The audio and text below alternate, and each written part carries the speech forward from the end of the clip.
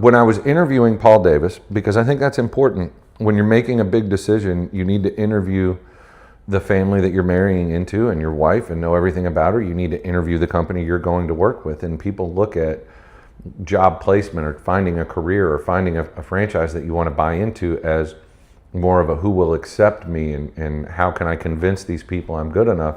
Yeah. I look at it the opposite and I say, is this an organization that's going to mirror my vision for the future and that I can really align with? And so I'm talking to a brand new franchisee in San Diego, California, who's a former Marine. And when he got out of the Marines, he went into the VC world.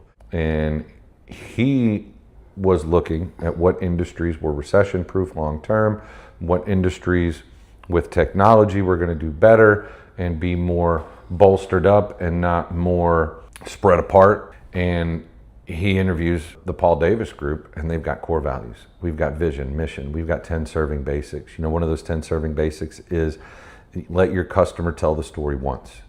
Everybody on your team doesn't need to know the story. They don't need to go ask somebody that just went through a traumatic experience to tell them about the story.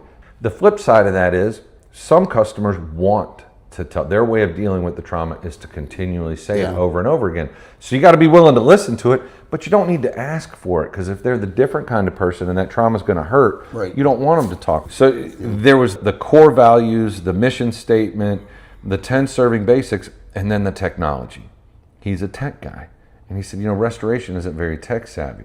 Well, Paul Davis Restoration made a shift about 8 years ago and stopped going and looking for contractors. So what Paul Davis has done is said, we need to find a blend.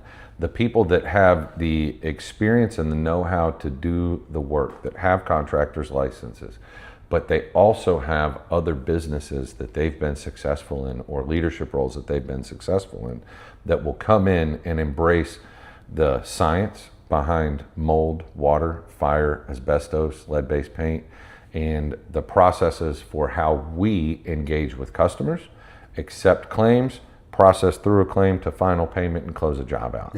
And that, in my opinion, is the future of restoration.